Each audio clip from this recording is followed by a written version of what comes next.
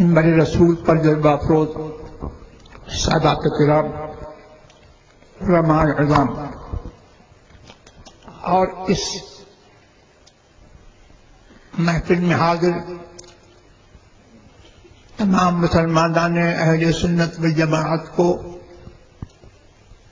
مسلک اہل سنت والجماعت پر جسے پہچان کے لیے مسلک عدالت کہا جاتا ہے سختی سے قائم رکھے. جان کی سلامتی کے ساتھ اللہ تبارک و تعالی ہم سب کو سنی رکھے اور ہم سب کی مشکلات آسان فرمائے, پریشانیاں دور فرمائے.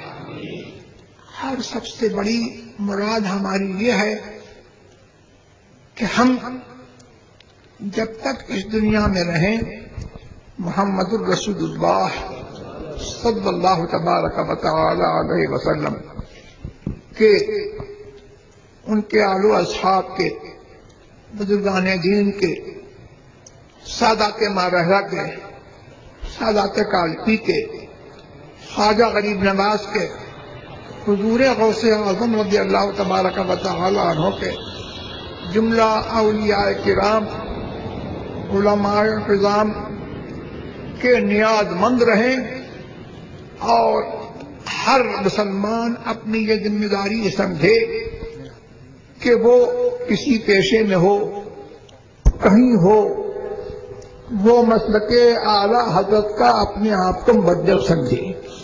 اللہ تبارک و تعالی ہر مسلمان کی گفتار کو اس کی رفتار کو اس کے کردار کو اس کے چہرے کو مبلغ اسلام بنائے. لوگ اس کا چہرہ دیکھے مسلمان ہو. اللہ تبارک و تعالی ہم سب کو مسلک اعلیٰ حضرت پر مسلک اہل سنت پر سختی سے قائم رکھے اور جب اس دنیا سے جائیں تو مسلک اہل سنت والجماعت کو ساتھ لے کر کے جائیں. محمد رسول اللہ صلی اللہ تبارک و تعالی علیہ وسلم کہ عشق کا چراغ لے کر کے جائیں. یہی مسلک اعلیٰ حضرت لحد میں عشق رخ شہ کا داغ لے کے چلے. اندھیری رات سنی تھی چراغ لے کے چلے. تیرے غلاموں کا نقش قدم ہے راہ خدا وہ کیا بھٹک سکے جو یہ سراغ لے کے چلے. غیاث ملت نے جو کچھ کہا وہ ان کے جذبات کی ترجمانی تھی. یہ ان کا حصہ ہے, ہمارے بس کی بات نہیں ہے.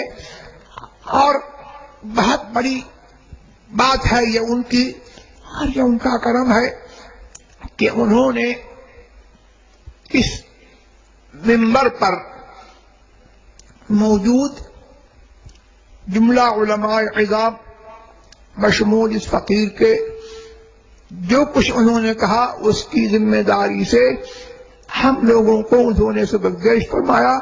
صاف انہوں نے فرمایا کہ میں اپنی ذمہ داری پر یہ کہہ رہا ہوں.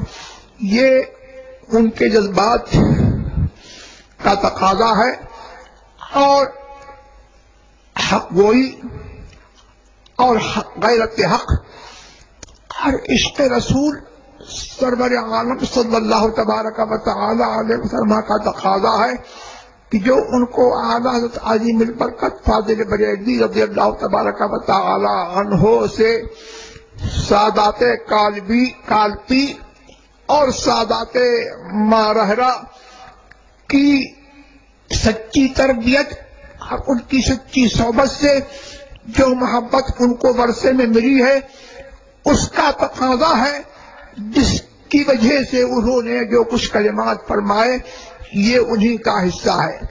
اللہ تبارک و تعالی حضرت غیاث ملت رضی اللہ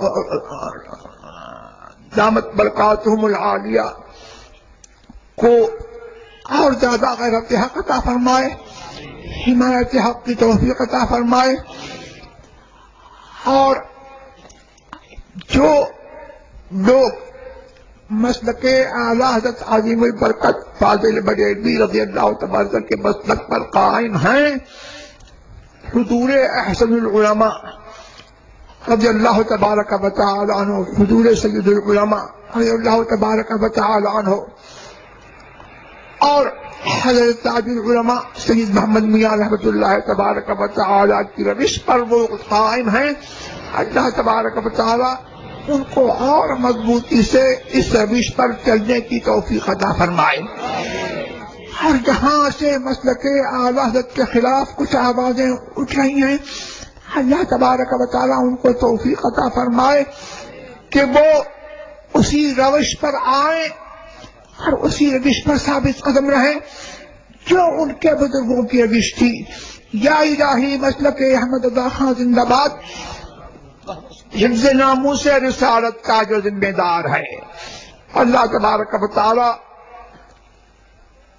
خانقاہ کے ذمہ داروں کو اور علماء کرام کو اللہ تبارک و تعالی دین کا سچا مبلغ بنائے. خانقاہیں ہماری خانقاہیں اس وقت ہماری خانقاہیں ہیں جب تک ان سے محمد رسول اللہ کے دین کی تبلیغ ہوتی رہے. مدرسے ہمارے اس وقت تک ہمارے مدرسے ہیں جب تک ان سے محمد رسول اللہ کے دین کی اور ان کی شریعت کی سچی تبلیغ ہوتی رہے. نعرہ تکبیر، نعرہ رسالت، حضور قائد الشریعہ، سبحان اللہ. یہ کان کھول کے لوگ سمجھ رہے ہیں کہ غیاث ملت نے مفت کے مفتی کہا یا اپنی ذمہ داری پر کہا، لیکن میں یہ کہتا ہوں کہ غیاث ملت نے کسی سچے مفتی کو مفت کا مفتی نہیں کہا ہے.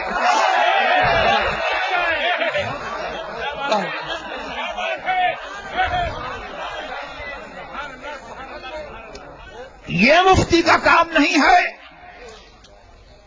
کہ اعلی حضرت کی تحقیق کے خلاف، اعلی حضرت کا نام لے کر کے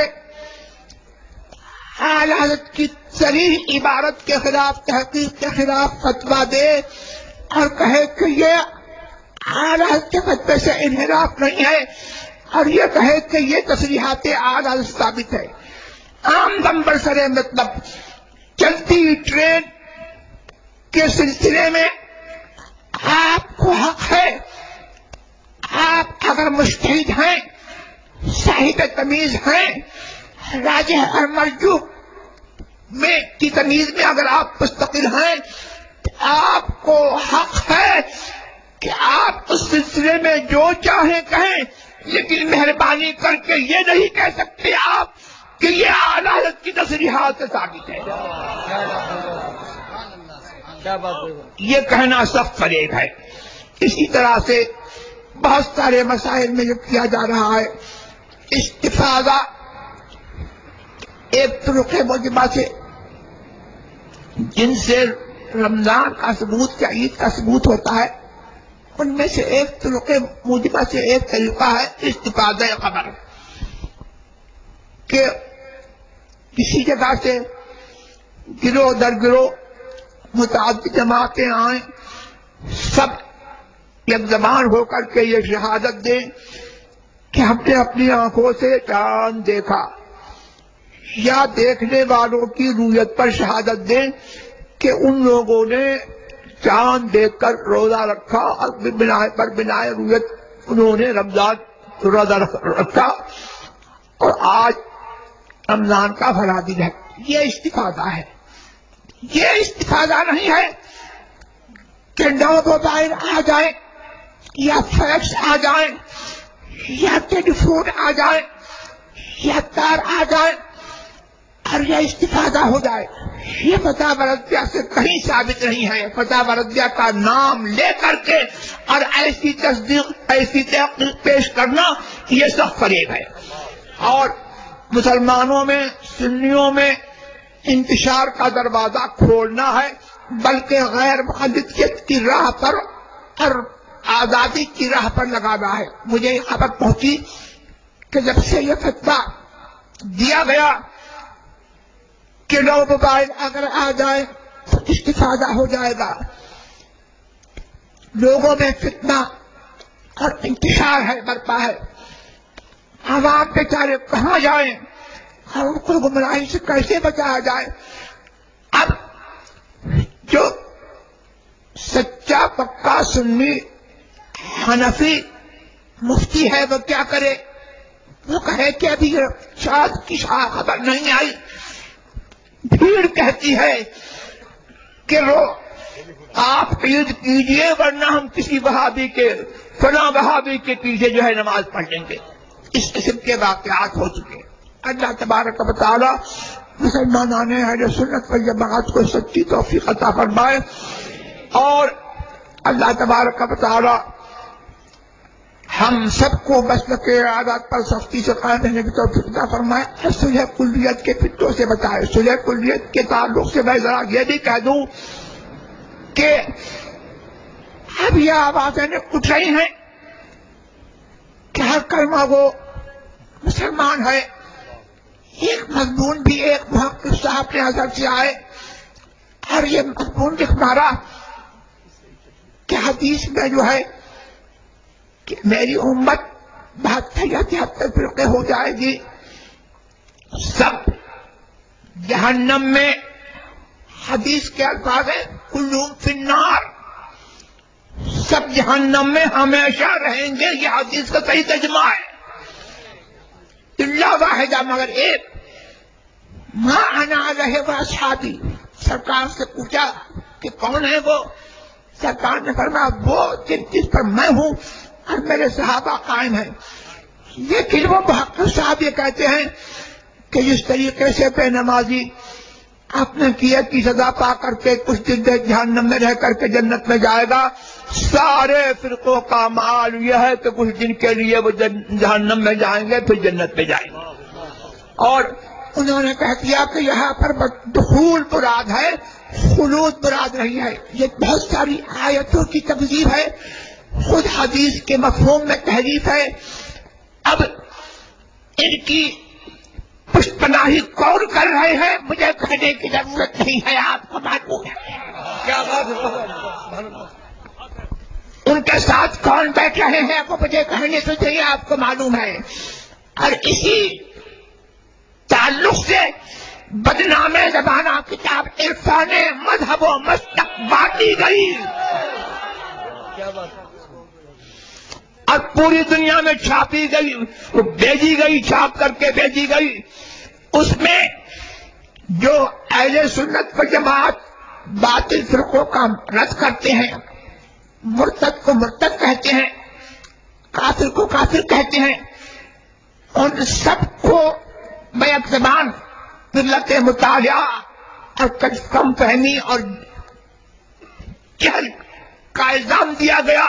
اور یہ کہا گیا کہ کچھ لوگ یہ سمجھ بیٹھے ہیں قلت مطالعہ سے کہ کسی فرقے کے اکابر اور اساتین کو جب تک بار بار کافر و مرتد نہ کہا جائے، جب تک رد کا ادا ہی نہیں ہوگا. یہ قرآن کی سنت ہے، بار بار اللہ نے جو ہے کافر کو کافر فرمایا. حدیث کی سنت ہے، حدیث میں بار بار بدمزوں کا رد آیا. اور یہ ہمارے اکابر اہل سنت پر جماعت کی سنت ہے، حضرت حسن میاں کی سنت ہے، حضرت سید العلماء کی سنت ہے، اور اعلیٰ حضرت عجیب البرکت رضی اللہ تبارک عنہ کی سنت ہے کہ فتاوی رضویہ میں متعدد جگہوں پر جو ہے وہ بدمزوں کا رد اور کافروں پر تبدیل کا رد بدیع جو ہے اس سے بھرا ہوا، اس سے بھری ہوئی ہے.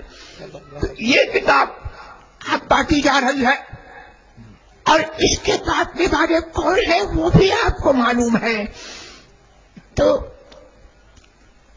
یہ باتیں حالات کا تقاضا ہے، ورنہ بہت ساری باتیں اس فقیر کے سینے میں چھپی ہوئی ہیں. میں نہیں کہنا چاہتا تھا لیکن حالات کا تقاضا ہے، اور آپ کو ہوشیار کرنا بھی ہے. ہمارا کام ہوشیار کرنا ہے، آپ کا کام ہوشیار ہو رہا ہے. سونا جنگل رات دیوی، چھائی بدی کالی ہے، سونے والوں جاگتے رہو، چوروں کی رکھوالی ہے. کیا بات، سونا اگر بچانا ہے تو سلح کلیت سے تم کو بچنا ہے. سلح کلیت صحابی سے زیادہ، راہتی سے زیادہ، یا بدی سے زیادہ سب سے بدتر زہر سلح کلیت. اللہ تبارک و تعالی اور آپ کو سب کو اس زہر قاتل سے محفوظ رکھے. وآخر دعوانا الحمدللہ رب العالمین.